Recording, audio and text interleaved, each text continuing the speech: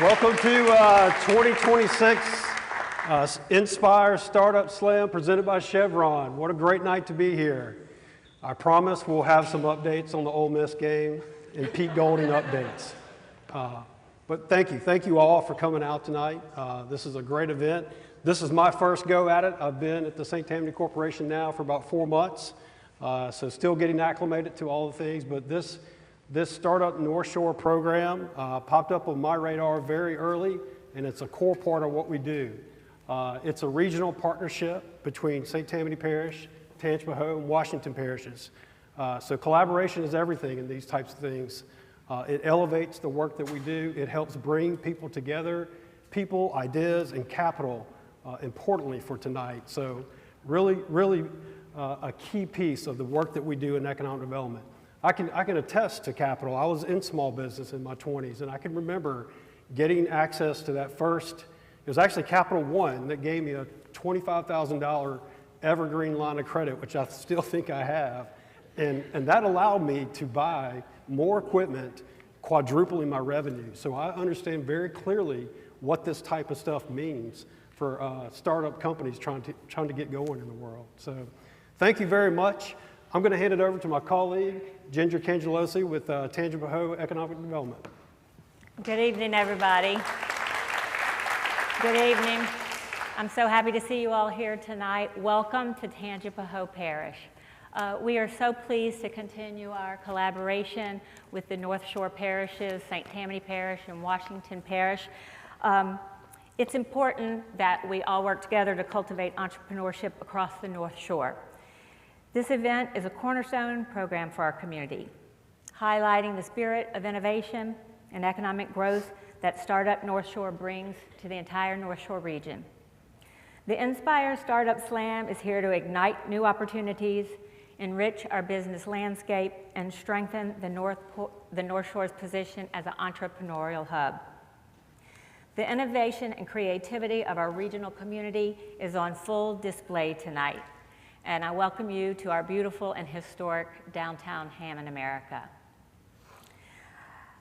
I'd like to introduce a very important champion of economic development, talent retention, and economic prosperity, who is here with us tonight, who also happens to be the current cover model for the esteemed global publication of CEO Magazine, and also happens to be the president of our beloved Southeastern Louisiana University, Dr. William Wainwright.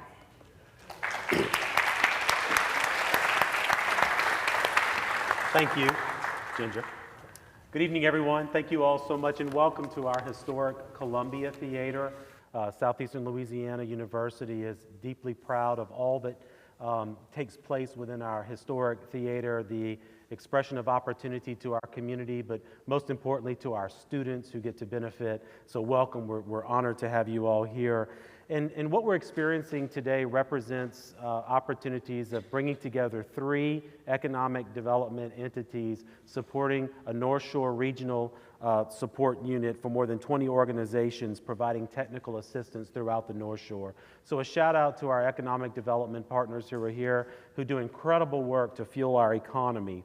When you look at the mission of Southeastern Louisiana, it's to lead the educational, economic, and cultural development of Southeast Louisiana. So it's very natural for Southeastern to play a role, but also to benefit from the support from our incredible economic development leaders like the 2 standing next to me.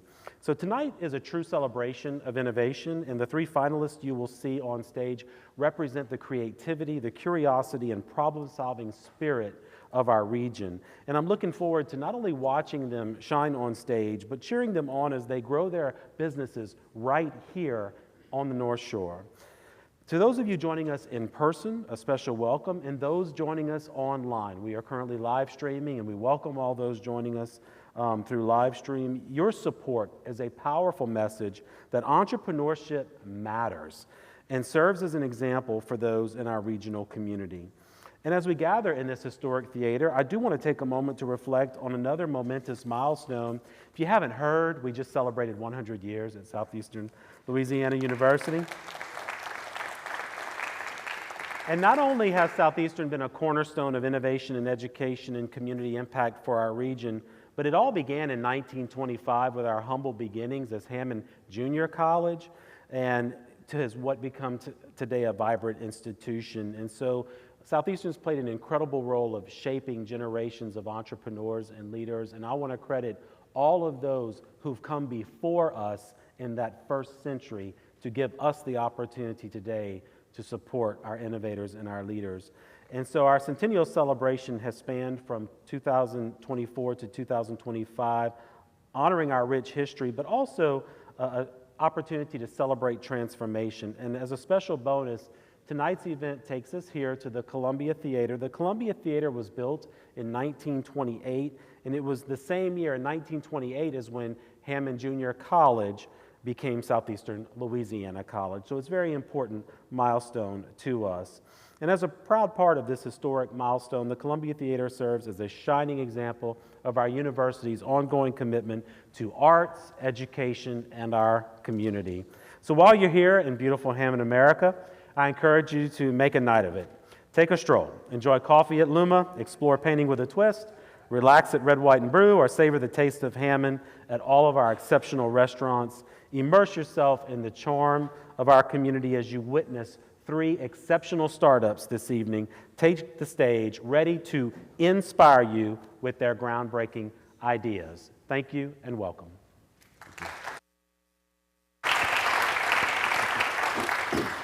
To put on this event is an incredible feat.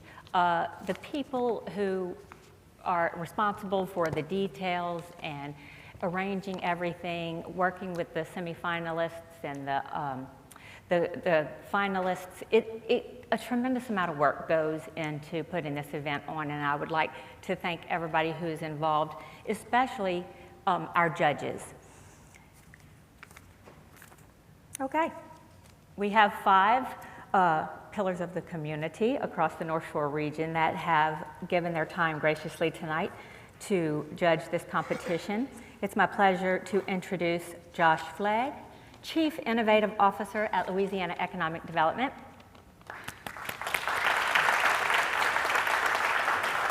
Catherine Kay, Greater New Orleans Market President with Capital One Bank. Thank you. Kyle Kent, President of Kent Design Build. Chris Moe, founder and CEO of Kimana Incorporated and chairman of the board for Mallard Bay Outdoors Incorporated. And last but certainly not least, Devorio Stevenson, Innovation Network Manager with the Idea Village. Thank you all for your time. All right, thank you, Ginger. I want to recognize the sponsors and our partners here. I've got a small list here I'll go through quickly as we get going here. So the Startup North Shore Economic Development Partners, St. Tammany Economic Development Corporation, Tangipahoa Economic Development Foundation, and the Washington Parish Economic Development Foundation. Our funding partners, anchor partner and presenting sponsors, Chevron. Our grant prize sponsor, Capital One, Louisiana Economic Development, Hancock Whitney, and North Shore Community Foundation. Our in-kind services sponsors for combining to offer more than $50,000 in services to our winner. The Bernard Group, 90 by 3 LLC, Perk Social, Palette North Shore, The Arena Collective, Office Ops, Mealy Printing, Management Consulting Documentation Services, St. Tammany Chamber of Commerce, and Tangipahoa Chamber of Commerce. Our finalist pitch coach, Abby Lovett of Pathos Coaching. The event partners, Southeastern Louisiana University and Columbia Theater for the performing arts. Our media partners, North Shore Media Group and NOLA.com. Videography partner, Avidly.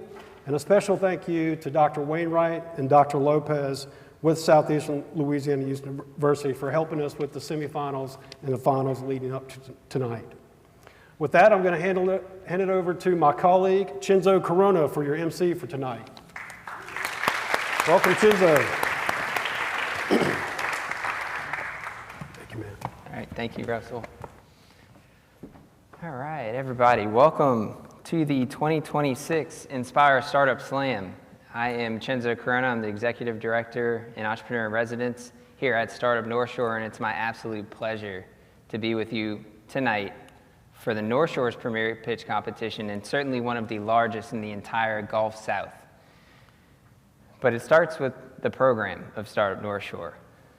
We started this a little over 3 years ago because our economic development partners recognized that entrepreneurship is economic development. Small businesses are the backbone of our community, and we really need to invest time and resources and people into supporting them. And when we talk about building an ecosystem, it's not about one pitch competition, it's not about one workshop, it's not about even one-on-one mentorship. It really is about building an entire suite of resources to support entrepreneurs at every stage of their journey, whether you start with an idea on a napkin tonight, or whether you've been in business and you're looking for some support to help you scale. We want to help you do that. And the way that we do that is through the ecosystem approach. And the founders, the folks that are the really talented individuals with these amazing and incredible ideas that we owe it to them to support them, we do it through one of our prongs, which is the support. That is the one-on-one mentorship that we provide. That can happen through myself in our entrepreneurship and residence piece. It can happen through our mentors. It can happen through our dedicated service providers. But that really is, a great mentor can really help an entrepreneur get unstuck, go through those trials and tribulations, and really be someone that's in your corner to support you through that journey, because it can be very lonely when you're starting a company. And so we want to pair you with people that can help, people that are experienced entrepreneurs, and that people that can really relate with what you're going through and help you through that critical next step.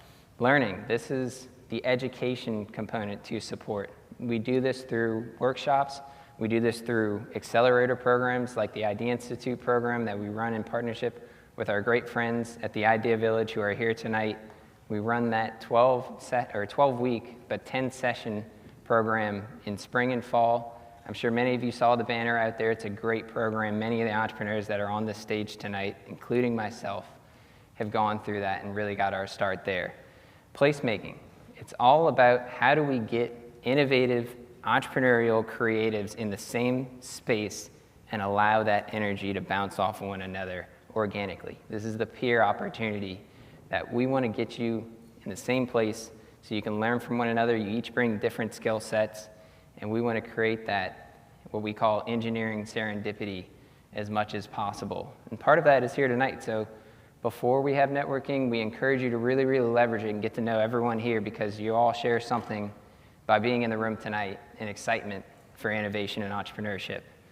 Networking, just like I mentioned, that's where these creative collisions can really happen.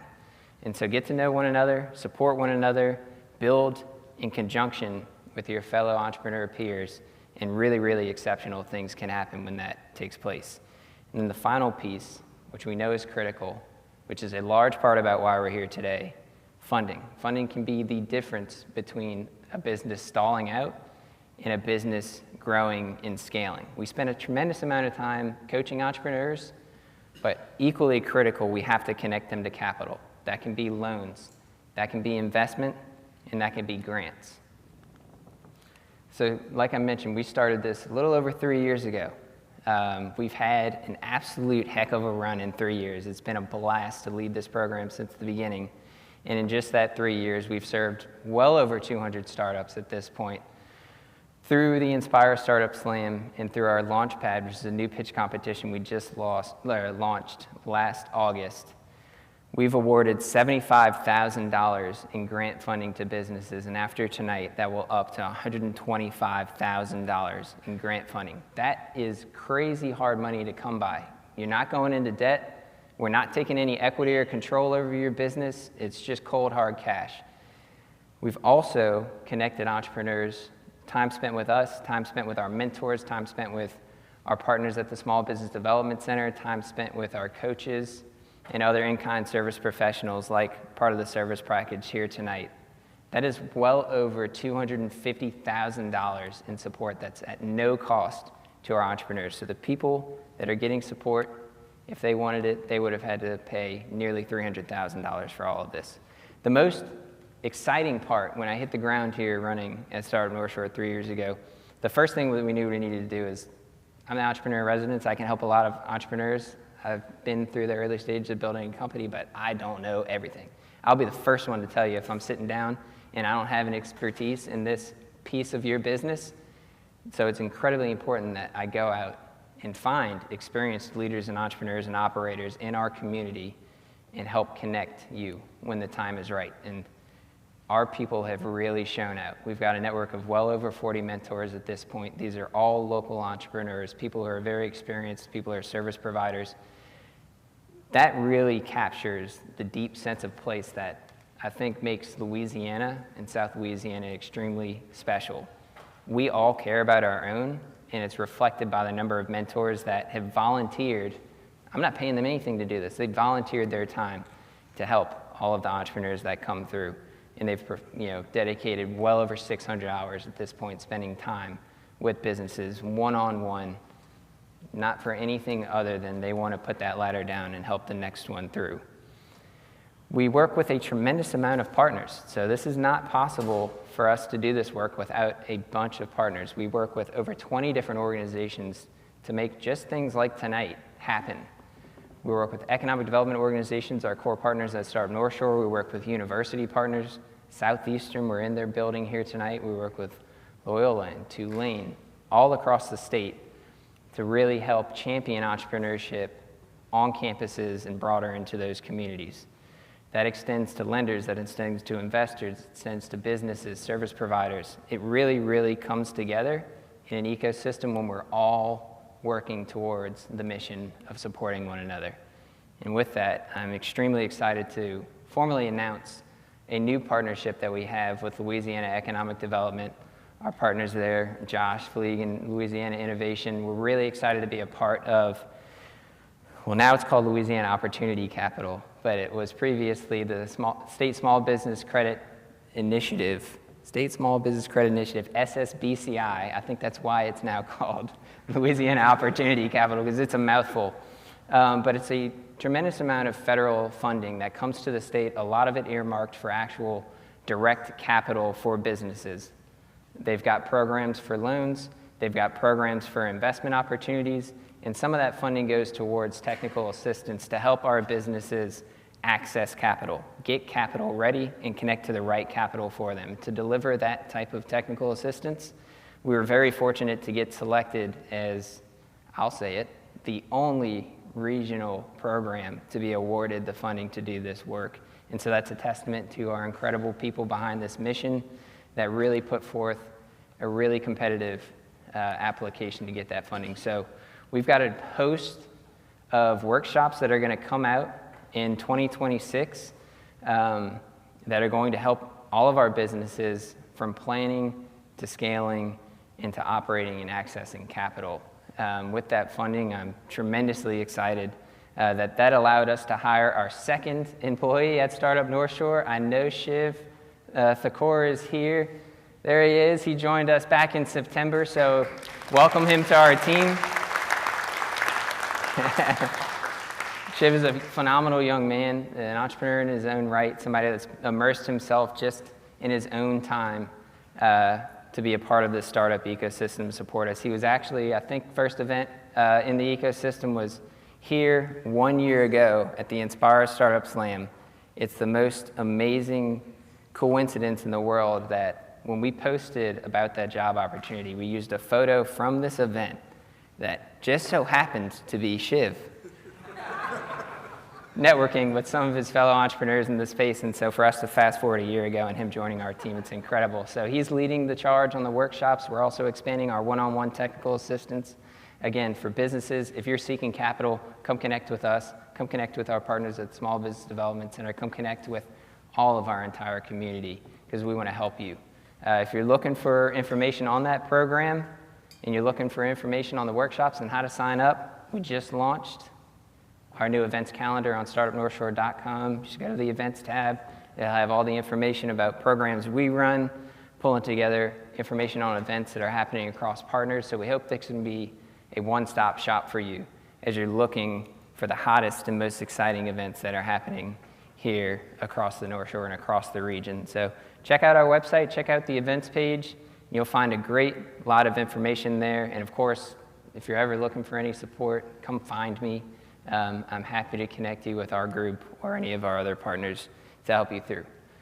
So that brings us to tonight, which is the 2026 NSpire Startup Slam. This is our third year in a row doing this. It gets bigger and grander, and more amazing companies keep coming through our program to get to this night here, where we're going to award over $100,000 in prizes, both in grants and in-kind services.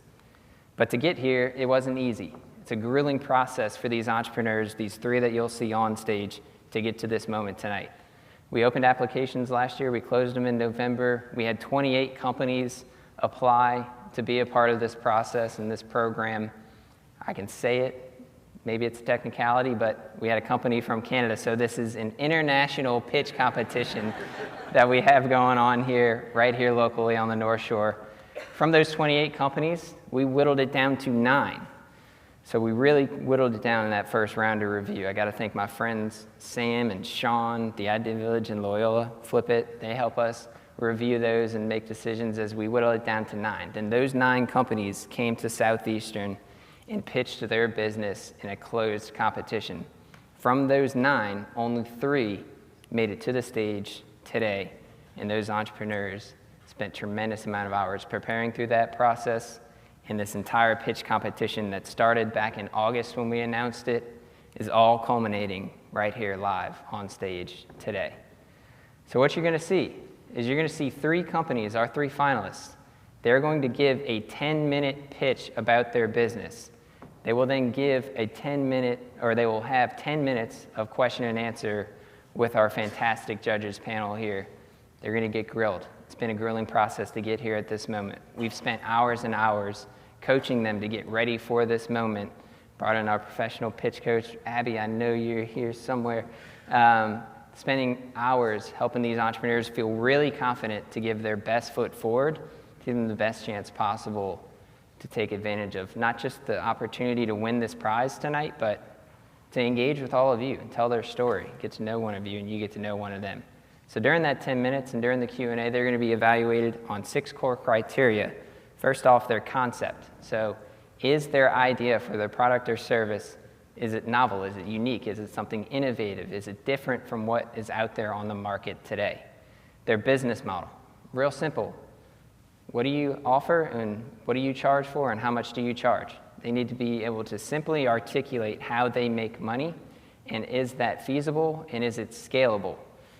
Next is the market. So they need to be able to convince you that they understand who their target customer is, that they deeply understand them, and that they can achieve a level of growth to acquire that customer base. And if they were successful in that, how big could this company be? Could it be a $1 billion company?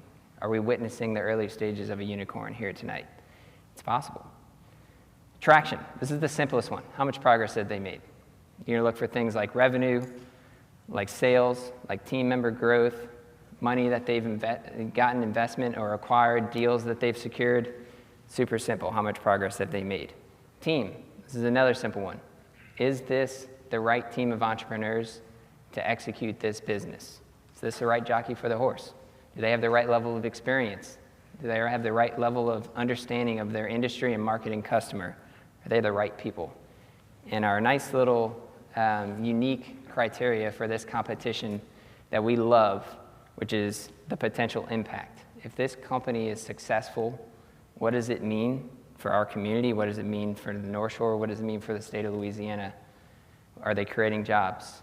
Is there going to be some other impact that really makes our place better? And like I mentioned, this is one of the largest prize pitch competitions in the entire Gulf South. And the fact that it's here locally and available to North Shore entrepreneurs is incredible.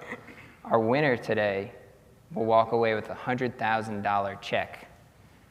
$40,000 or $50,000 of that total prize is thanks to our incredible partners at Capital One, who really allow us to host such a monumental prize package that we're able to recruit companies from across the U.S., from across the North American continent, It's amazing to see that we can create something so large here and offer it here locally, and it's really a great partnership. So that winner will get $40,000 in cash, and they'll get the entire $50,000 plus in-kind prize package. So we listed a host of partners. You've got business consultants, marketing agencies, branding companies. You've got memberships to Palette North Shore, a co-working space, to chamber organizations to surround you with a host of resources and people at your side so you can spend and make the most out of every single dollar that you're awarded tonight in tonight's prize package. But we want to make sure that through all of the hard work that these entrepreneurs have put in here to get to this moment today, both of our finalists, our runners-up tonight, will also walk away with $5,000 as a grant award each, just for the pain and suffering of dealing with me for the last 3 months to get to this moment. We've asked them a lot, and they've certainly turned up to help. Lastly, real quick, before we dive into pitches, I'm a big college football fan. I know there's a playoff game on tonight. So for our college football fans out here, thank you so much for spending your time with us. When that game is happening, we might be able to provide some updates. Hopefully no spoilers for you if you're worried about it. If it was LSU, I'm a Tiger, we might have had to move this. Or maybe we would have made a watch party. But thank you all for being here. Thank you all for supporting Startup North Shore, for supporting the community. I hope that we can keep this energy level high for our entrepreneurs here that have put in this amazing amount of work to get to this stage. We are now going to witness the culmination of all of their hard work. We get to watch our 3 finalists pitch their business in this awesome Shark Tank style experience. So if you could please clap as each of them come, and as they finish. Our first entrepreneur up onto the stage, Hillary DeMarco with Bra Skincare.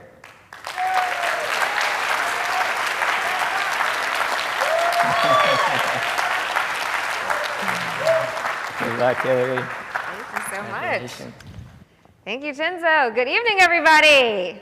How's it going? That's my dad. My name is Hillary, and a few years ago, I got married, and I realized very quickly that becoming a wife came with about 47 extra jobs that I did not ask for, namely finding things in plain sight, making sure every Saints game was recorded religiously, and becoming the resident dermatologist every morning when my husband was getting ready for work. And after 13 years of working in consumer goods, I realized there was a big problem here. What was on the market in men's skincare was speaking right past men. It was either really crappy drugstore products that are full of fragrance that smells like your grandpa's cologne. Nobody likes that, and it's bad for your skin. Or overly pretentious, super bougie products that require a chemistry degree to understand. I found myself saying things to him like, bruh, just wash your face. Bruh, you just need to exfoliate. And with all this experience, I thought, what if I were to just put those instructions on the front of a bottle of really high-performance skincare? Which is what led me to build this brand. And when I was thinking about this brand, I could see it. I could see it speaking directly to the male consumer across the US. I could see it on the shelves in stores. I could see it in GQ magazine.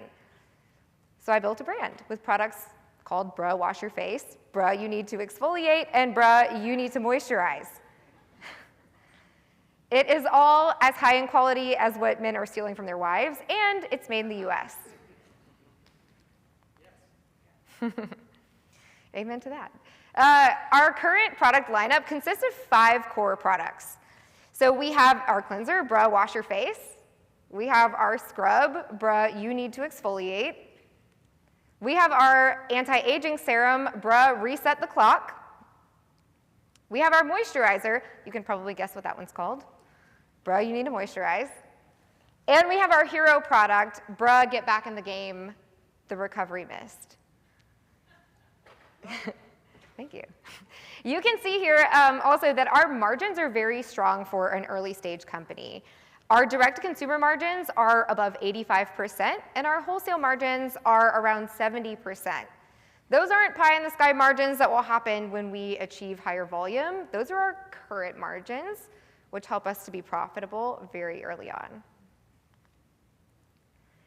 So our hero product, Bruh Get Back in the Game, the Recovery Mist, is a hypochlorous acid solution.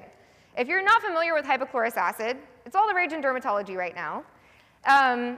Hypochlorous acid is what your body produces to heal any sort of wound. So if you get a paper cut, a pimple, eczema, psoriasis, razor burn, your body is going to produce hypochlorous acid to come to the rescue. Studies have shown that when used topically, it speeds up healing exponentially. You can see this before and after of what it was able to do to razor burn in the span of an hour.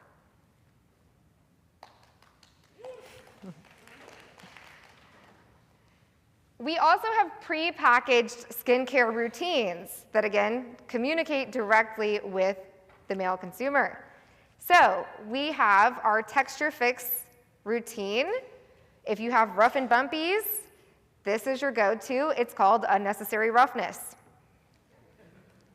We have our anti-aging routine, which is called Reset the Clock. And if your skin is down bad, you are losing the game, and you have got to get some points on the board really soon, you have a job interview coming up, you have a big date, we have Sudden Change, the instant overhaul. All of these, I call these our AOV drivers. AOV is your average order value. All of these contribute to our current order on Shopify being an average of over $70, which proves that the average male consumer is willing to invest in more than one product and use a multi-step skincare routine if the instructions are clear. The men's personal care market is absolutely booming. We have seen stores like Ulta and Walgreens significantly expand their footprint of men's personal care products because they were such big drivers for traffic in Q4 of 2024 and 2025 for gifting season. The men's personal care market is expected to hit $115 billion by 2028. The United States makes up $81 billion of that 115.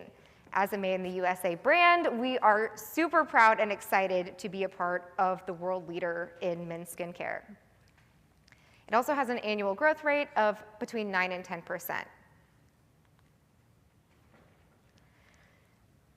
So when I started growing this brand and I imagined it in GQ magazine, I could not have guessed that within 6 months, we would have been in GQ magazine not once, but twice.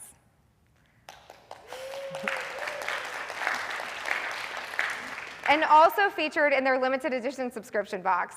So we launched, coincidentally, a year to the day today. We launched on January 8th of 2025.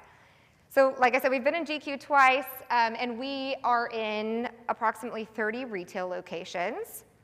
We launched our direct-to-consumer advertising on Meta in July of 2025, and our direct-to-consumer business has already caught up to our wholesale business.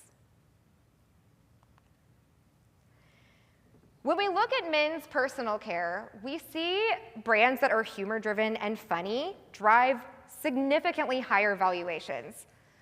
I don't know if anyone remembers the very iconic Dollar Shave Club commercial that came out back in the day, but that led them to be acquired for $1 billion in 2019. We also saw Dr. Squatch get acquired for $1.5 billion by Unilever last year. How do I know all this information? Well, I could have Googled it. But I happened to lead the go-to-market retail strategy for Dr. Squatch in 2019 to 2020 when they were online only. So a little bit about my background. I left my job in advertising in my early 20s and went on to grow my family's handmade jewelry business to national distribution within the span of 3 short years within retail. Because you can only scale a handmade business so far, after that I went on to consult brands that had started online only and were looking to get into retail. My biggest success story being Dr. Squatch in 2019, 2020, and before that I worked with a company called Duke Cannon Supply Company, if you're familiar with them, the big ass brick of soap. So the bulk of my experience has been specifically in the men's personal care market. We also have our dermatology advisor, our product advisor, Dr. Kristen Bice of Covington, Louisiana. She is incredible. She's my childhood best friend, and we are so lucky to have her. Her biggest project was our recovery mist, which is our bestseller to date. And then we have our IP advisor, Patricia Leftwich, who worked formerly in IP for L'Oreal. I know you might be thinking, why is a team of women building a men's skincare brand? And to that I say, if you ever walk into a locker room full of men sharing skincare advice with their homies, for the love of God, record it and send it to me.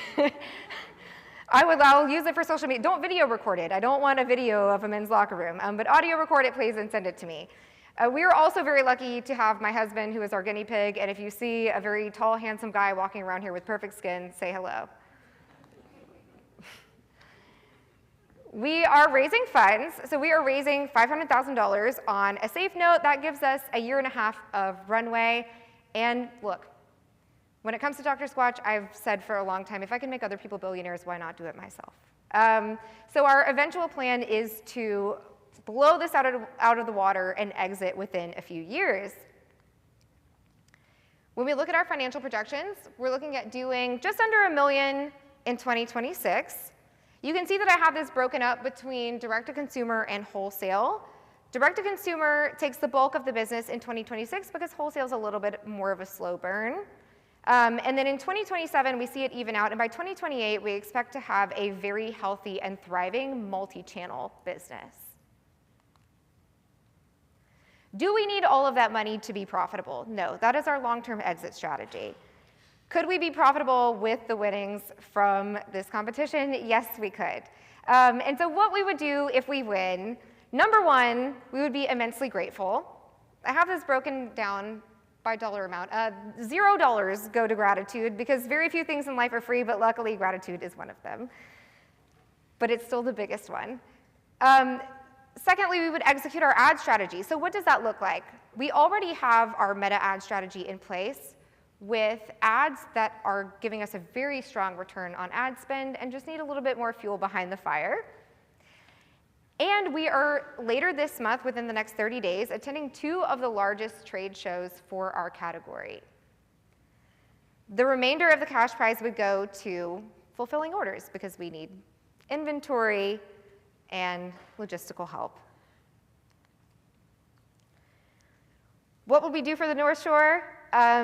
We are very Covington proud. In Louisiana alone, the consumer product goods industry represents over 240,000 jobs and $13 billion in wages.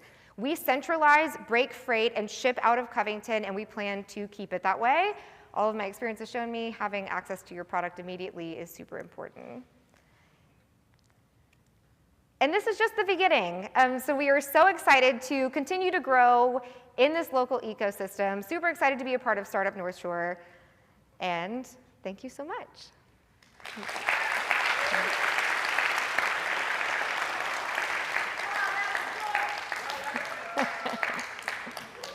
Thank you. I guess it's Q&A? Yes, sir. Yeah. All right. I'll get started. Great job. Thank you. When you started out, I had a lot of questions. You answered a lot of it, but I still have a lot of questions. Sure. But I'll tell you a quick story. So Sunday morning, I was getting ready, for the day, and I had to sit my wife right here behind me, and she put like 6 things on my face that were hers. You look great. So go shop for some bruh. I made eye contact. I didn't even know that was your wife, but she and I were locked in for half of that. So. Yeah, she's all over it, I'm sure. Quick question for you. So this is a very crowded space. Obviously, you are an exceptional talent. Congratulations with the success you had with Dr. Squatch. How do you, is this it's a marketing or branding play for sure, right? It's a clever brand. But is there something in the product that is different than maybe what men are using today that gets you the results that you're looking for? Absolutely. So first and foremost, our hypochlorous acid spray, Brug Get Back in the Game, which is our hero product, we are first to market with a hypochlorous acid in men's skincare. So there are hypochlorous acid products on the market. None of them are being targeted to men when the reality is that men have more problems that require hypochlorous acid. Men are shaving their faces every day, women are not. So there's a brand called Tower 28 that was very successful with their hypochlorous acid spray, but it was strictly targeted to women. It's in a pink bottle. So that is something that we're proprietary in that way. Alternatively, you're correct, it's a branding play to some extent. The instructions being instructions that you don't need to read, and very clear on the front of the bottle as far as the steps in which to use them. It delivers results in a way that you're not necessarily going to see if you just walk into a store blindly and you're trying to understand everything that you're seeing in front of you. The whole point of the brand was to cut through the noise and communicate with the end consumer in a way that makes immediate sense. That's even why our routines are sports analogies. So was this like something that you formulated, or one of your partners, you decided that this was a formulation that you wanted to do to make it different, and then just top that with the brand? And I mean, it's a very clever brand, but yeah. Okay, so you formulated it with the intent of having it be something different. Correct. So, you know, I'm not cooking skincare in my kitchen. But over the years, having worked with so many different brands and been to so many trade shows, I had long-standing partnerships and kind of knew who to go to find someone that would work with me as a small company and also be able to scale. Having a dermatologist on board early on has been instrumental in that as well. So we really went in knowing what active ingredients we wanted, which ones were super important to deliver real results, and how to give men, like I said, the experience of high performance skincare, but in a packaging format that made sense. So to answer your question, it's really a little bit of all of that, and it's a multifaceted answer. Okay. Great job on the pitch. Thank you. A little bit of background. I've looked in this space with a few guys who educated me on the Dr. Squatch and the case for it. I actually work close with the company. They have a company called Dr. Tusk. And I just asked some of the same questions that I think, again, in your presentation, you answered a lot. So great job with what you've done so far. The margins look amazing. I'm interested to learn about, you know, in terms of what you're seeing on the analytics on the backside, right? You've had a chance to kind of operate over 2025. Mm-hmm. What's been the key takeaways from the analytics in terms of your buyer, age demographics, geographical locations? Just kind of walk us through what that looks like for you. Yeah, so right now, analytics, it's a very loaded question, because if we look at analytics, it's like, is it who's buying or web traffic or all of the above? So our main consumer who is buying in men's personal care, and this has been my experience with other brands as well as ours, when we look at, because we have a multi-channel strategy, when we look at retail locations, what we see in retail and in-person buying is that with men's personal care, first-time purchases are almost always women buying for men. When we look at our direct-to-consumer business, we see men buying for themselves the first time. And still, when women buy for men for the first time in a retail environment, those men tend to come back and repurchase for themselves. Men also tend to be more brand loyal than women when it comes to personal care products, which has been a very interesting takeaway, and a strong one, I think. So there's that.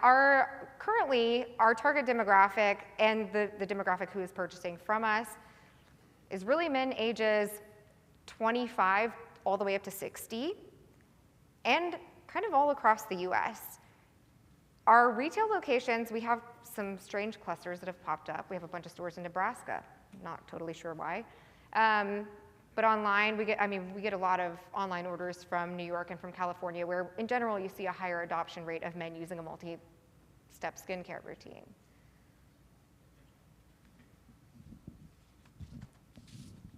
Hi, Hillary. Hi.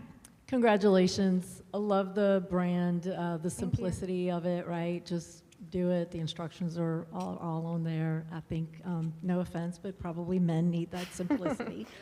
Right? Honestly, women's skincare, I have to read the instructions constantly. Totally. Just to make sure I'm doing it right. So Congratulations to you. It sounded like GQ was the impetus, right? I was curious how you were able to achieve that. Certainly you had some background in the business, but curious about that and any other partnerships like that you may have in the future. Sure. So having, again, just been in the industry for a really long time, I knew the trade shows to go to right out of the gate, and I knew that I could turn them around in my sleep and, you know, have merchandisers and a whole booth and everything ready. So I say we launched on January 8th of last year because that was when we did our first trade show. We put a website up, but we hadn't even been direct consumer advertising at that time.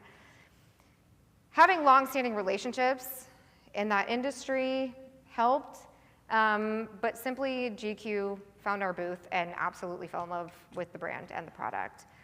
So that was how that happened. To answer your question about more partnerships like that ongoing, a fun little industry tidbit is that a lot of these publishers are now working as affiliates. And so we have an affiliate platform set up that works with everyone from Capital One Shopping and Rakuten, which we're on those as well, to Men's Health and Men's Fitness and all of these other magazines, even BuzzFeed. So there's a new way into those partnerships that used to not exist, and that is something that we are heavily utilizing and pursuing. So one feeds into the other. Absolutely. Great. I know we're running out of time, and so I'll be real fast. Sure. I'm assuming you contract manufacture, and so it's made in the USA. Where do you contract manufacture currently? Yeah, so we have 2 manufacturing partners. We have one in Naples, Florida, and we have another in Phoenix, Arizona. We, like I said, we concentrate, break our freight, ship out of here because they make different products for us. What I love about them is that our freight is pretty much the same coming from either direction. We're centrally located. Our risk is diversified, working with 2 different manufacturing partners, and both of them have been willing to work with us as a small company on our minimums, and both are full service contract manufacturers that can grow with us as we grow.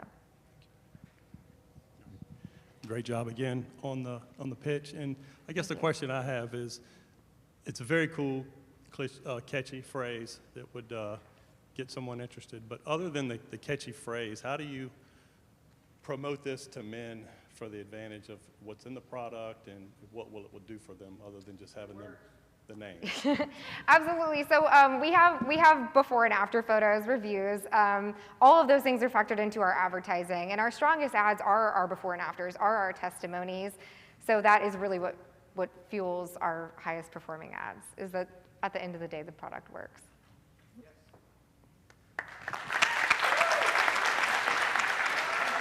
Do you want me to hand this to you?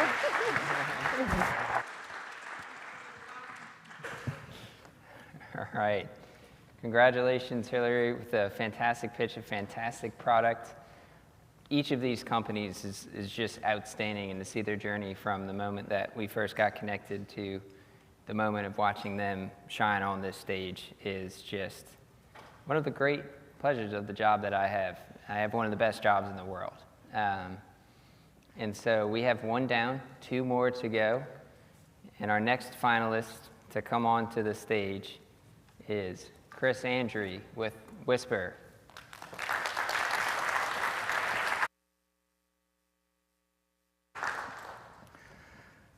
Picture this. Lindsay, a student at Southeastern, is working the night shift at a recent rebranded Quick Trip in Mandeville. It's late, it's dark. Her manager just stepped out back to take out the trash and break down boxes. When a man walks in, but instead of shopping, he goes straight to the register, demanding cash and access to the safe. Now, Lindsay does exactly what she was trained to do. She reaches down discreetly and presses the panic button. On their way back, her manager walks in, right into harm's way. Now, luckily, everything was okay and no one was hurt. However, the police never came. Later, management determined that during the recent round of renovations, the panic button that was installed over a decade ago, the wires had been cut. No alarm went out, no backup, no way for Lindsay to know it didn't work. This is why I built Whisper. See, with Whisper, her night looks completely different.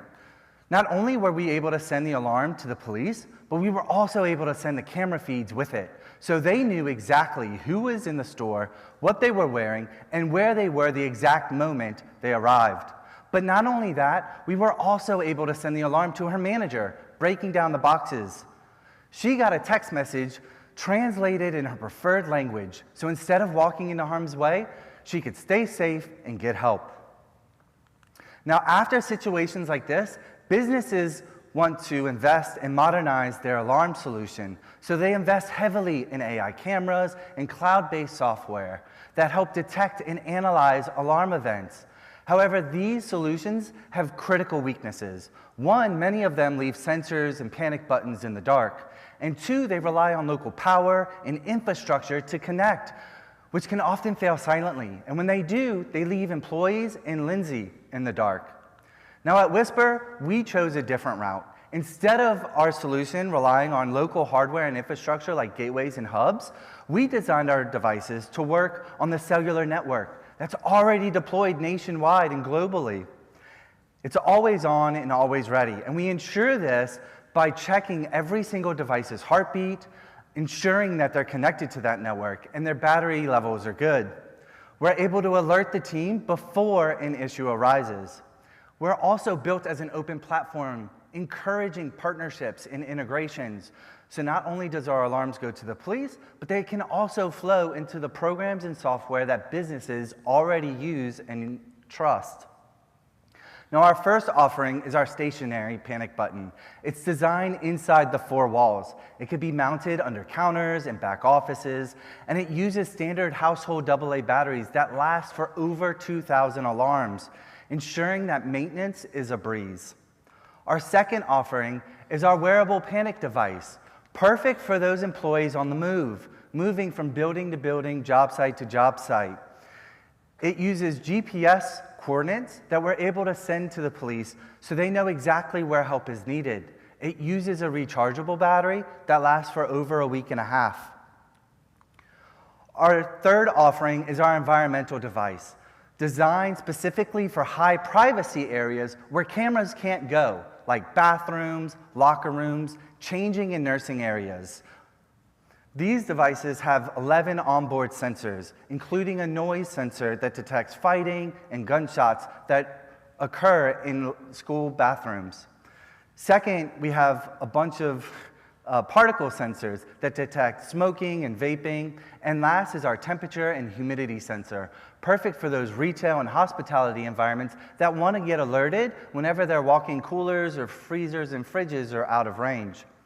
Our last offering is our legacy device, perfect for businesses that don't want to rip and replace their existing wired hardware, but they want all the benefits and features that Whisper has to offer. They're able to plug in their wired sensors into ours and connect it to the cloud. Now, while our hardware gets the alarms out, it's our software that makes it actionable. We're hosted in the cloud on Google and Amazon, giving us backup and redundancy. We also have our own GPS engine and translation, and we've designed our customer portal and admin portals to make deployment and maintenance ease. Our sales model is simple. We sell all of the hardware up front, ensuring immediate revenue. We also require monthly subscriptions for every single device that gives us predictable cash flow, and we have the ability for future add-ons and integrations.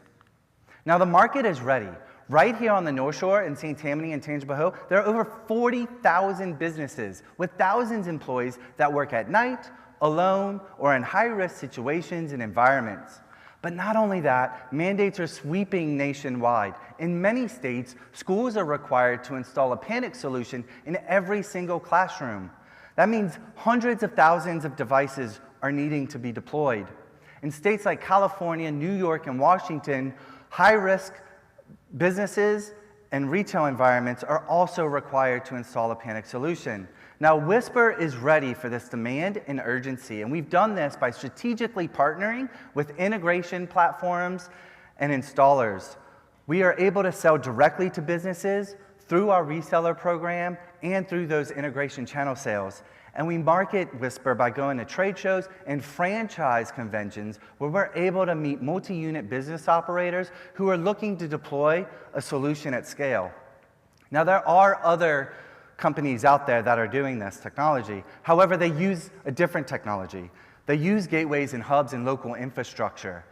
Every single extra box you add inside the four walls not only adds complexity to deployment and maintenance, but also another source of failure, which can't happen in a high-risk situation.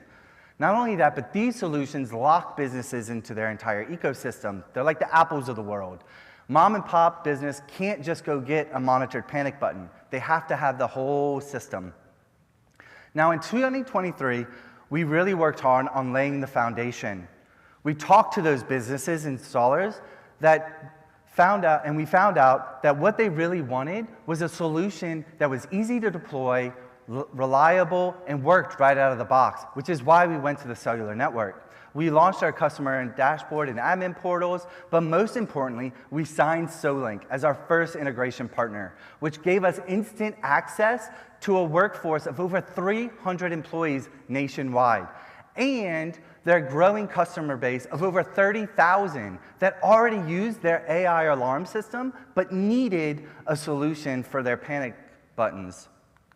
In 2024, we turned insight into real customers. We signed Dollar Tree and Restoration Hardware, and we launched our wearable. In 2025, our business expanded. We signed Tim Hortons, and we were listed on the Technology Guide for Schools for Texas. We launched our last 2 devices, and by the end of the year, we were at over 453% year-over-year growth, all while being 100% self-funded. We are now in 36 states, in the United States and Canada. We have enterprise, franchise groups, and mom and pop businesses, and we have our 3 main integration partners, Solink, SingleWire, and Mimo Monitors. Our team is small, but deeply experienced. I run the day-to-day and have extensive background in small business technology. We have a brand advisor that helps with trade shows. We have a channel sales advisor that was critical for our go-to-market strategy and getting those enterprise customers, and our product advisor that really helped define our product offering and the route that we wanted to go. Now, our goal is simple. How many of you out there either know someone or have a relative or family member that have worked at night alone or in a high-risk situation or environment? That is what Whisper was created to do, to make sure that when they needed help, help was coming. There's no second chances when you need it. We will use the funds from winning this competition to accelerate our growth and purchase inventory for growth right here on the North Shore and nationally. And it is our goal to bring home our own 24/7 monitoring station that will allow us to give around-the-clock employment opportunities to residents right here on the North Shore. Thank you, and I look forward to your questions.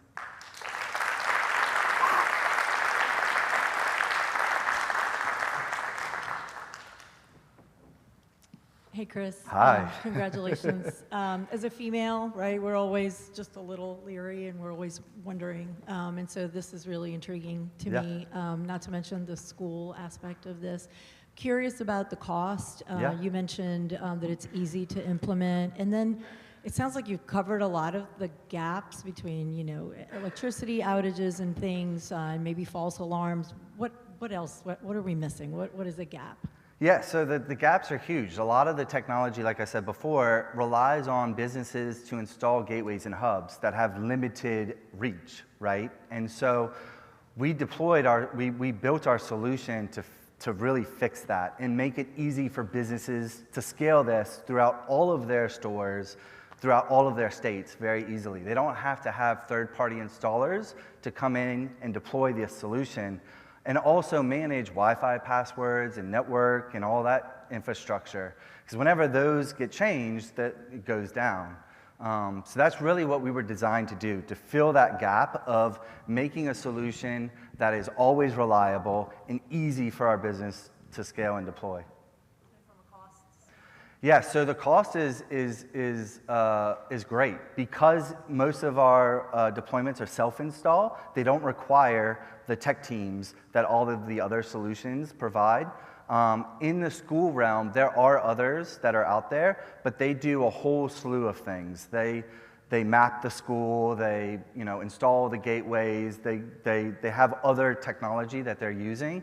So we really kind of fill that cost-effective bridge where businesses and schools don't want to rely on that huge upfront cost. Great job, Chris. I saw a lot about the panic buttons and the devices, and you had mentioned that it'll take a snapshot and send video. So it's integrating with other devices or devices that you all provide as part of the hardware package. Yeah, so those 4 devices are what our offering is, and then we have integration partners, which is like Solink. They are the AI camera solution that we've partnered with. And so when our alarms go out, it also flows into that camera system, which enhances and brings out the camera feeds to the police. And so what this gives businesses access to is, one, now it's a verified alarm, every single alarm. And 2, it tags the camera system and the video recording technology, and it tags the instance that the panic button was pressed. And it makes it extremely easy for them to share it with police and detectives after the incident occurs. Hey, Chris, congratulations on the traction. Tell us more about your revenue model. It seems like you have kind of a payment up front for the device. Is there a subscription for the service after you've purchased the device? Yep, so we sell the hardware up front. Each hardware has an MSRP associated per device, and then we have a monthly recurring sales, right? So we charge for that monthly fee that's based on the network connectivity and the monitoring aspect, as well as any integrations that we want to integrate with.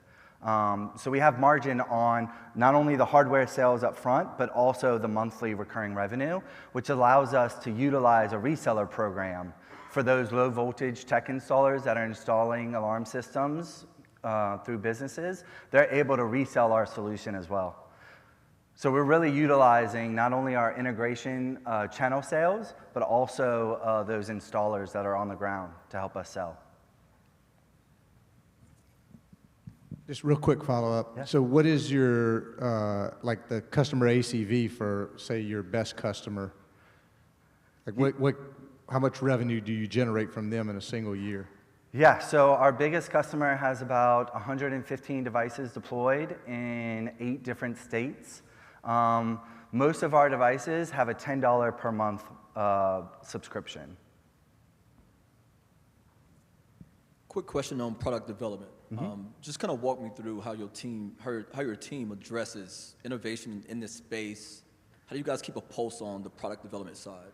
Yeah, so we're really listening to what the business needs, right? So the way that we created our first devices was to make sure that we're not utilizing local infrastructure, specifically with panics and alarms, right? You can't rely on something that could be unplugged because somebody wanted to charge their iPhone.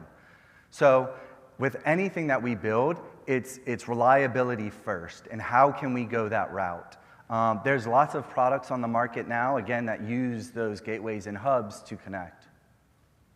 Any insight on, in terms of deployment, having issues with product that you guys have deployed, and how your team has responded to those issues? Yeah, so there are some instances where the customers have, they say their mobile phone doesn't work, right? However, because we utilize the LTE network, it's a different cell phone network, a different cellular network than your phone uses. So a lot of times we're able to overcome some of those challenges that they think that they're going to have. As of right now, there has been no device that we've deployed that haven't been able to connect to the network. Yeah, I want to wrap my head around the hardware one more time. Okay. So walk me through, get the product in, it's a box. I don't have Solink for cameras or securities. Yeah. What's the programming piece, how to connect it? Yeah. I'm just trying to wrap my head around how to get the whole system from your device deployed with the others. Yeah, so it's great. So our system is completely standalone, which makes us unique. You don't have to have a whole slew of products to have a monitored panic button, right? So we can monitor it 24/7 without anything else. Now that gives you that the alarm will go to the police and to the monitoring station, and when that button is pressed, the monitoring station can reach out to any contacts that we've programmed to that specific device. So we were able to send an alarm to the manager that was breaking down the boxes and taking out the trash. Now, because we're on the cellular network, there is no deployment or provisioning on your end. We do it for you. So as soon as we ship you the box, you open it up and push the button, and it's monitored right then and right there. Now, if you do have a camera system that you want to integrate, great. If they're an open platform and they have the APIs and all of the tech, then that's perfect. We can integrate with them and send those video feeds to the police as well. So the always connected aspect of this is the panic devices, but if the cameras are electric or power over Ethernet or something along those lines, and you lose power, then your device still works, but the cameras aren't going to work, correct? Exactly. And so those are the big gaps in technology that you asked for before. A lot of these, specifically restaurants, let's go there, they want temperature sensors for all of their walk-in coolers and fridges and freezers, right? We're in South Louisiana, hurricane season's coming, they lose power, they want to know when they're at home that their business lost power before they lose the pallets of steaks that are in their freezer. The problem with the traditional systems is they rely on gateways and hubs. When that power goes out, all of their temperature sensors just went out. With our solution, we're able to alert and stay up because we're battery powered and on the cell network. Now, if the cell phone network goes down, we're all in a bunch of trouble, right? So that's how we're always on and always ready. Come on, y'all got some more. We got time. How much time we got? Who's your wireless carrier? Great question. So we use, it's a micro SIM inside the device, and our panic buttons have an embedded SIM card, and they're multi-carrier based. So they jump between carriers depending on where they're deployed. The cool thing about our devices is as soon as you open up that box and you press that button, it searches the network spectrum, and it chooses the camera that has the best signal. Now let's say that tower goes out, right? Whatever reason, they're doing maintenance, the tower goes down. When that button gets pressed, if the tower is down, they automatically jumps over to the next carrier. So they use T-Mobile, Verizon, and AT&T is who we use. So is there a cost to you or the user for the network as well as for the subscription and then cost for the device? It's all rolled into the same subscription. So it's one subscription per device, and that covers the cellular network and the monitoring. So, I think you said you're charging $10 per device. Yep. Break that down for me. How much of that is the cellular network on a monthly basis? What your margins look like on that? Yeah, so right now we're about 60%. So for the cellular network, it costs about $1 per device per month is what the cellular network is. And then the monitoring fee is about $1, $1.50, depending on usage. So if they're clicking the button, it's a high-risk urban area, and they're always clicking it, that cost is going to be a little bit more. If they're clicking the button, they need to find another job. Yeah, exactly. Look, just a random question, but this may go back to the network piece, but I think of the, what is it called, RFID, maybe? Yep, okay. What's your take on that in terms of, why wouldn't that be a good source or a good, option for you guys in terms of technology? Yeah, because all of those NFC, RFID, Bluetooth, LoRaWAN, all of those gambit of technology options require another device.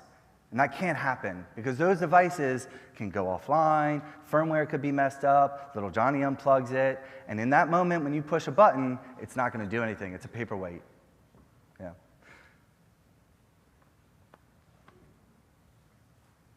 Good. Just real quick, Yeah. I'm curious because I'm going back to the school use. Yeah. What kind of traction are you getting there from a budgeting standpoint? I'm just curious. Yeah, so we're listed in the Texas Technology Guide for schools, and so we have a lot in our pipeline. We have not deployed to a school yet, but we are actively, we're working with, there's a lot of small colleges, local colleges that are using Single Wire specifically as our integration partner. They are huge in the school space, and what they are is a mass notification platform. So what they do is they take any sort of signal and broadcast it through all different devices, cameras, sirens, door locks, anything that's in the building. And so with our panic buttons going through that platform, we're able to deploy in every single room, and when a teacher presses it, it can lock down the whole place. So we're excited about that aspect and being on the Texas Guide for Schools. Mm-hmm.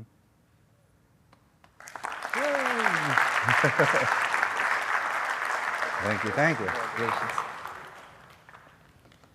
All right, thank you, Chris. 2 down, 1 more to go. And certainly, last but not least, we have Gene Billingsley and David Addison with in-service.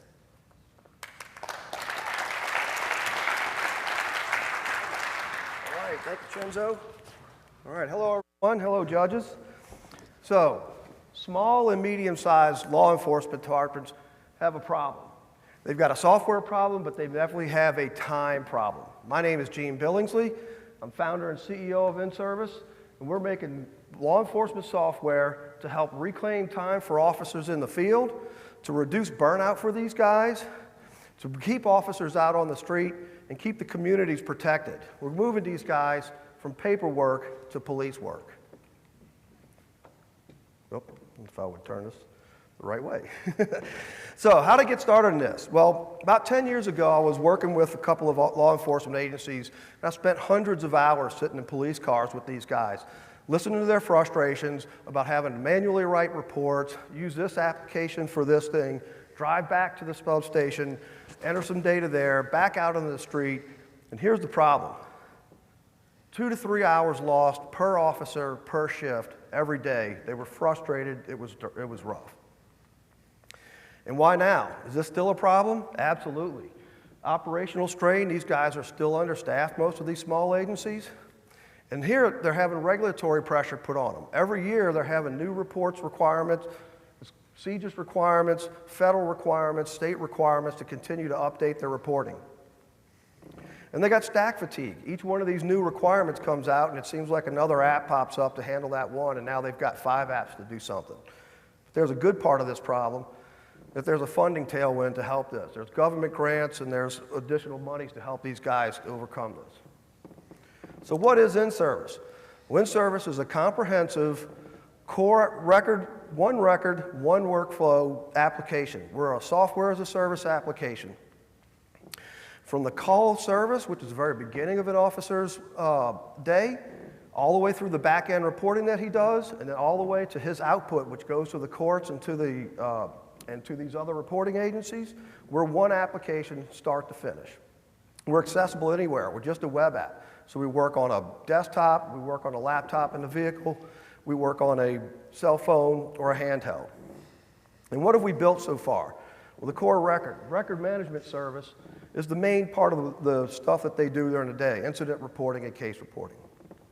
And then we built field reporting for them, electronic citations, electronic warrants, additional field information cards, and that sort of thing. And then back in the office, like we mentioned, all of the property and evidence management, the case management, everything that they need to do to actually build a case and get ready. And then the back-end reporting again. Out to the courts, we're a one-button push to create an entire prosecutor's packet out of all the data that was collected from the beginning. All of this in one application. But we're not done yet. We're still working on jail management system, computer-aided dispatch. We've got a bunch of AI that we're bringing into this back end to help these guys out. So we've got a lot going on. The best thing about it, one connected workflow, one reduction of paper overload. And this is what it looks like, you know. It's pretty simple. We read like a book, but it's simple by design. These guys out in the field have an awful lot going on. We read left to right, top to bottom. We've got an integrated map that's got automated vehicle locator built into it, and we've got a mobile view and a desktop view. It's the same exact interface whether you're on a desktop or a mobile. This one on the right is just scrunched down. And is this pie in the sky? No, we're live. We're proven in the field. We sold our first customer in 2024, and we sold 5 more in 2025, and we're hoping to sell another 50 or so this year. So Of the 6 customers we brought online, we've gone head-to-head against some industry titans and beaten them out, and we've replaced some other guys as well. Right now, we've got 41 sales qualified leads out, 14 actual proposals out, and 6 are in the final stage, and that'll be important later on in our thing. This is one of my favorite parts here. This is some of our kudos from our guys. My favorite one here is down on the bottom right. Chief Moore down in Generette said, hey, after a nice demo, hey, I need this, send me a W-9. So now I'd like to introduce David Addison. He's going to tell you how we scale this and make it a great company. Thanks. Hi, everyone. I'm going to show you how we're going to grow this company by attacking the first strategic wedge. And that small wedge is agencies under 50 officers. That represents about 15,000 agencies nationwide. In that group, there are 4 types of buyers on the right. These types of buyers are customer profiles, and our product meets the needs of all of these 4. When we take this product to market, we're really based on 3 things. One is our core principles, one is on the motion that we're going to the market with, and the other is the strategy in which we're going to apply to that. The first is, what are our core principles of going to market? The main one is chief buy from chiefs. And what this means, it's a very trust-driven, referral-based business. We don't make lots of advertisements and have lots of advertisement spends. We win these businesses on the ground from referrals. The second is, for this to become a scalable business, we need to make sure that we have standardized playbooks. That's on sales, that's on training, and that's on deployment. The second part of this is our go-to-market motion. We break this up into 2 areas.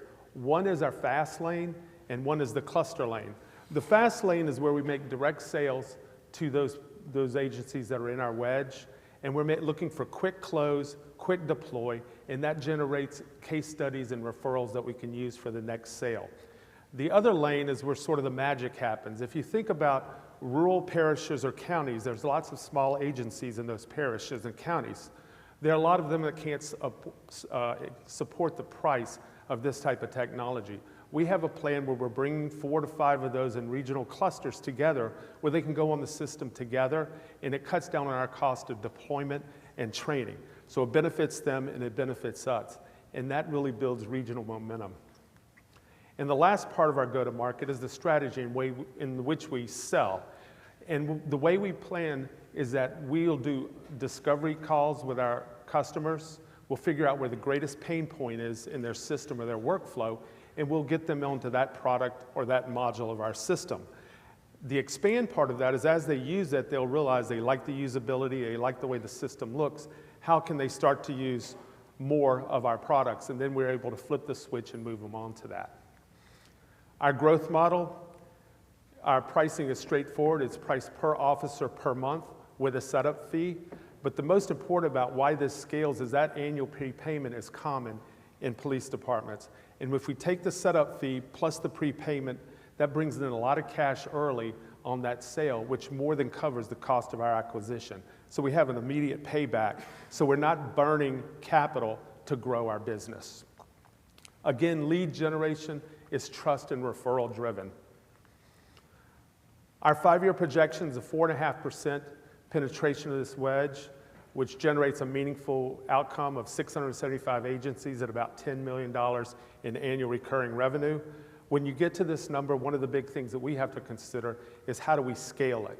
And what we're seeing is we're going to have to keep the scaling and the strategies on how we deploy and how we train tight, but we're still going to be able to service it with 26 full-time employees that are customer-facing. And these are all going to be North Shore, predominantly Mandeville positions. Our team, again, Gene, is the vision of the company. He built this company from ride-alongs of hundreds of hours with police. He's going to be leading our product vision, customer success, and the key account sales. I'll be running the operations and finance. My background is in executive banking and scaling, and I'll be running the go-to-market execution and the scale discipline. Behind us, we have a team of advisors and board members who have significant experience and domain experience with respect to scaling and law enforcement. So you take that component, we have trust in the field with a discipline and scale. How do we use the earnings when we win tonight? $40,000 starts with funding our first account executive, who's going to pull through those sales that we already have in final stage. He's also going to start pulling through current pipeline to generate more sales. We're also going to have to bring a customer onboarding specialist on board to make sure we don't have a bottleneck in that process. And in 60 days, we expect to have 6 live, $50,000 in ARR, and a $425,000 lifetime value from that activities. For the services, that's how we're going to leverage our growth. We have to strengthen our readiness for expansion, all of those playbooks. We also need to prepare some IP filings for specific patentable opportunities we believe that exist in the system that we've built. We're not selling software only. What we're doing is we're solving operational strain and we're solving officer burnout. That gets them back in the field to do what they signed up to do, which is keep our communities safe. Zero churn, 100% win rate, a growing pipeline, and a market that has not been served and overpriced in the market for over decades. We're going to replace that one product, one workflow at a time. Thank you guys for your time. Gene, come on back up. Yeah. All right. Thank you. And also, judges, we've actually got our handheld here with us. This is a Striker X. It's a handheld device that's used for not only ticketing, but they can do incident reports, they can do accident reports, that any kind of thing. So just a little handheld that we have manufactured for us. And Q&A, I guess. Hi, congratulations. So help me understand, is it that you are replacing some of the apps in software that the law enforcement officers are having to deal with today and sort of consolidating them all into one? Yes, ma'am. So that it's one dashboard and they can just do everything? Yes, ma'am. Police departments have typically bought a system to do one thing, and then they buy a system to do another thing and another one. So they'll get 4 or 5 stacks, and what happens is their biggest cost is integration across those platforms. What we can do is we can come in and replace one of those, or we can replace all of them. But the idea of land and expand, we go in and find out where their biggest pain points are, and we replace that piece. Now, there's other departments that have just paperwork, and they're working out of file cabinets. With those guys, we go in with the whole system. Yeah. The nice thing about what we do to add to this is we can move in with an e-ticket system, or we can move in with an electronic warrant, or we can go in with little calls for service. We can just kind of hit that initial pain point. And then as they say, hey, we need some additional, this next piece of your workflow, we just flip some switches and it gets turned on. This all comes from enter data once. I'm a big believer, and hey, you catch it at the very beginning. I shouldn't have to rewrite it and copy and paste it all the way through the end. I'm thinking twice about this because I park in New Orleans a lot, so anyway. I get it. Yeah, here's my ticket, right? Yeah. So my parking won't be as free anymore. Yeah. But no, look, great presentation. Thank you. The hardware, just yes. Take me through. You guys are implementing new hardware. So the hardware is really more of a secondary piece for us. We built that because it's a major convenience piece, but we're selling the application. The software, it's a software as a service application. It's the software that's the sale. The hardware allows us to go into a large agency like a Jefferson Parish and sell something that we know we can support, we can service, and it's a need, and it's a piece that they're gonna buy as a one-off in that department. And the guys love it, quite frankly, because they don't like getting in and out of the cars. If they're having to, they carry a lot of stuff on them. So, mace, guns, everything else, getting in and out of a vehicle is a pain. If they can take that little guy with them to document, take photos, it's got a scanner built into it. Yeah, that's my next question in terms of the features of the actual hardware. Are there any additional features that you guys haven't seen in market today? No, sir. This is pretty much a best-in-class quality device. They can treat an accident. They can capture photos. They can capture barcodes of the. Can it scan license plates? Yeah. Yes, sir. Yes, sir. It's got a 2D barcoder and it's got an image reader, so they can take a photo of the license plate. That photo automatically gets pulled up. The data gets put into our system automatically. A VIN lookup is done automatically. VIN lookup is one of the biggest problems that these guys have. So they've got a license plate, now they got to type a 17-digit thing, and their eyes are down here, and they're up there, and they're on a stop, and they don't know what the person in the vehicle is going to be doing, and 17 digits of a VIN number. We scan that, pull it in, the VIN number gets populated automatically. And we're also looking out for the safety of the officers. If you think, I'm sure everybody in here has had a ticket written on them, that process takes 15 to 20 minutes. Now what happens is when a policeman pulls up, they can radio in the license plate, and the person in dispatch can already start that incident. By the time the policeman lights him up, all he has to do is scan his driver's license, scan his registration, and they could print a ticket within a minute or two. So it changes, it goes from an 18 to 20 minute process to 1 to 2 minutes. That's good for the safety of an officer 2 o'clock in the morning on a street stop. Okay, good job, guys. Appreciate it. With that, you mentioned some of the CJIS requirements and things of that nature. Yes, Is that fully CJIS compliant, and who's responsible for making sure? Is that within the cloud system, or how is that updated and kept within the system when you pull it all together? Got it. Yeah, great question. Appreciate it. So about CJIS compliance, we are CJIS compliant. In fact, in a 10-minute pitch, there's a ton of compliance work that's going on behind this. We just got Texas ramp qualification about 2 months ago. I actually have final submission to Louisiana Central Vendor Vetting tomorrow, is due tomorrow, to get clearance for Louisiana.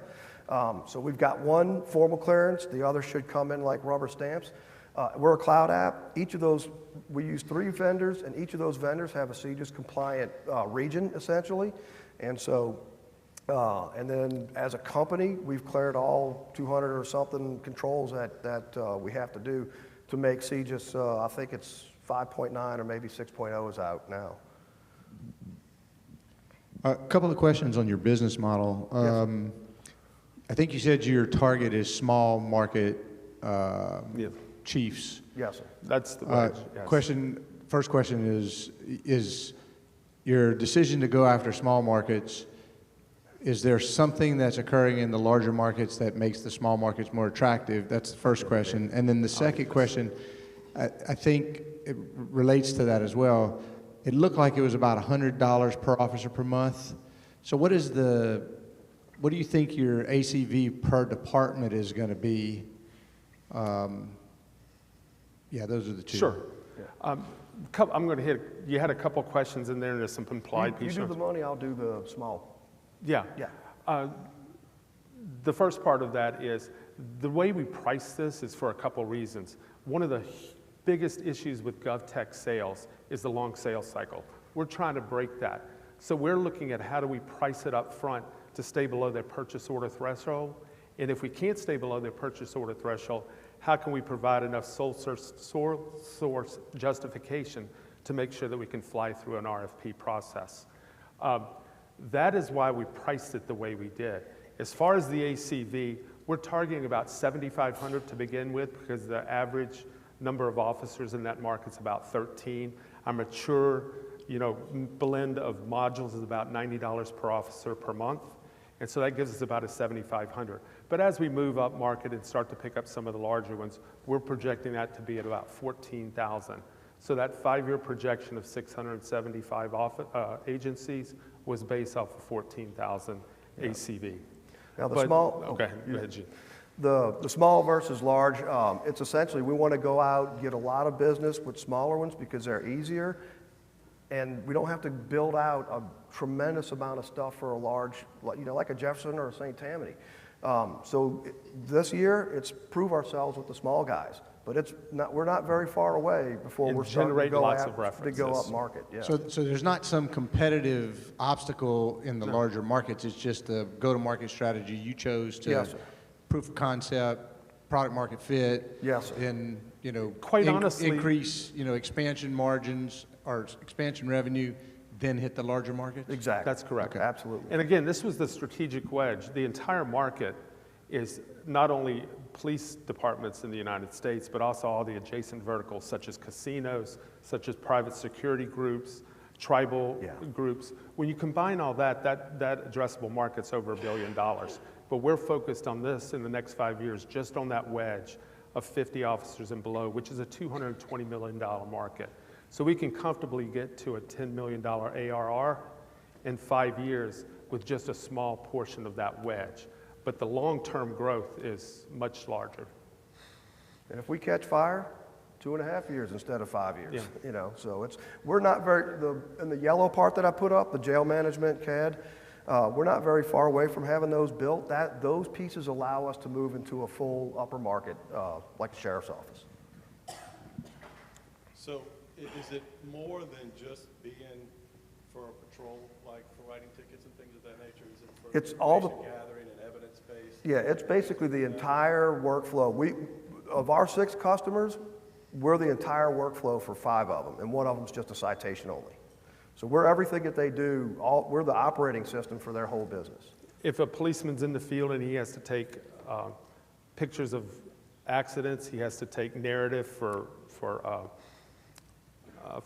witness statements, that's all accomplishable on that machine. All right. Keith, are we? I have a couple more Yes, if sir. No one else has questions. Yep. So if this really takes, I mean, it sounds like you're solving a big problem, right? You've got a fragmented workflow that's expensive, inefficient, all those things, and you're making it simple. So if it takes off, then what is I know you're 10 million ARR in 5 years, but is this, like, is there a $1 billion opportunity here, $1 billion in revenue, or is this kind of like it tops out at some level because there's only so many police departments? I can tell you the competitors in this market that have the high end of the market, most of that has been grown organically, but there was some consolidation.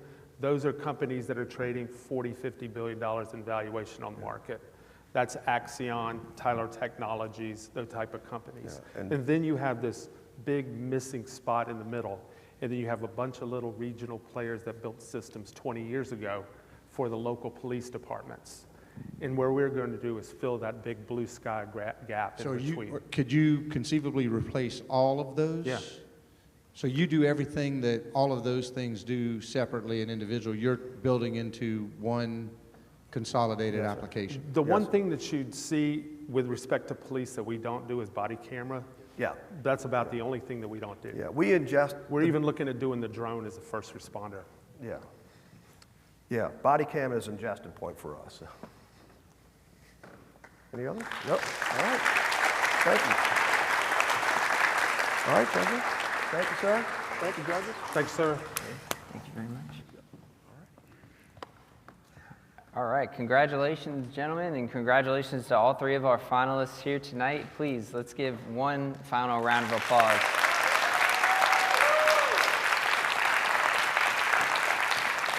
And all 3 of them, again, to watch their journey from, I've known a couple of these companies for over a year now, and to see their growth has been tremendous. To see the types of companies that are being built here locally is phenomenal. I mean, it really, really is just an absolute joy to get to spend time with each of these entrepreneurs and get to know them. I'm excited for you all to have gotten to know them here tonight. I'm so thankful for all of you to show up for this amazing program that we run each year with the NSpire Startup Slam. This is the 3rd one that we've produced in 3 years now.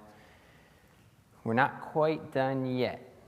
We got to see some amazing pitches, but now, soon enough, we'll get to announce who walks away with our $100,000 prize. Before we do that, we're going to take one moment to break in just a minute. Our judges are going to go into their deliberation room. I'm very grateful that I don't have the tough job of deciding who gets to win tonight's competition because it really is stiff.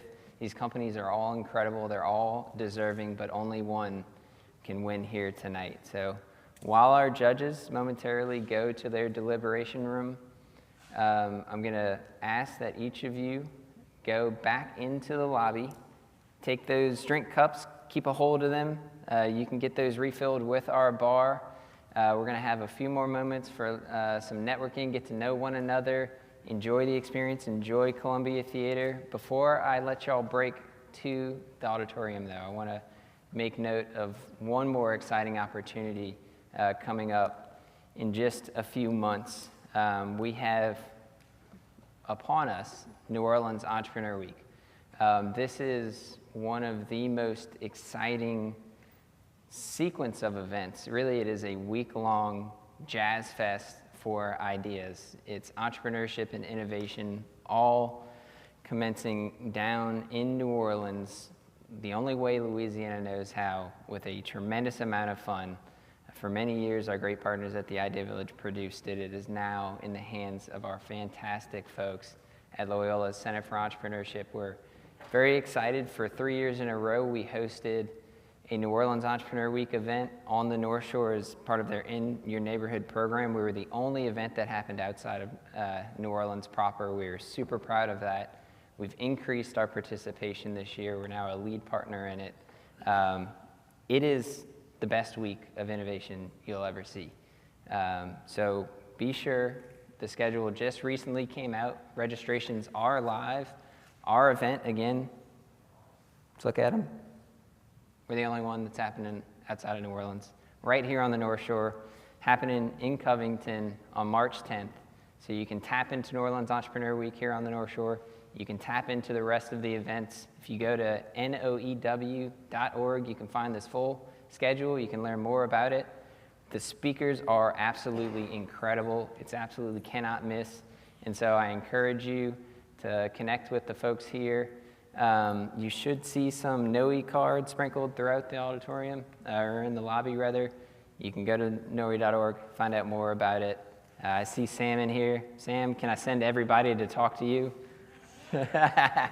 Sam's here, he's from Loyola. Go check it out.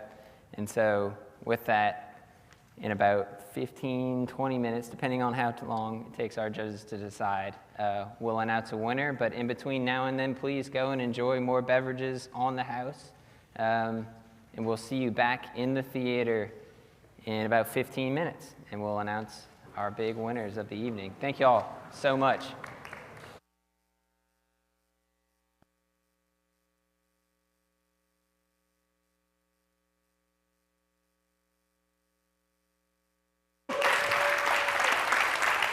I don't know about y'all, but I'm feeling pretty inspired myself. I go back into the small business world. But, all right, I just saw going into the half, I think Ole Miss was down 4, so Pete Golding's hanging in there.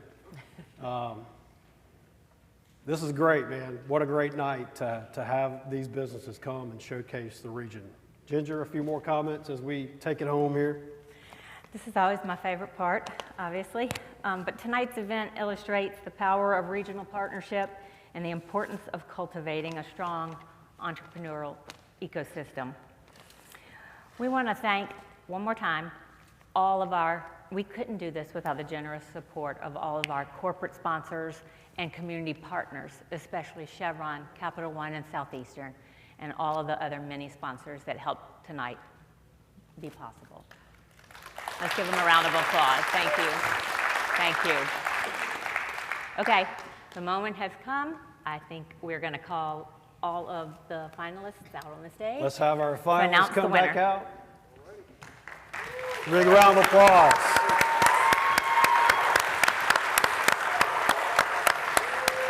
Look, thank you all for participating tonight, judges, partners, sponsors, and everybody coming tonight. And without further ado, Ginger, the big moment. Let's do it together. Okay. The winner of the 2026 NSpire Startup Slam is In Service.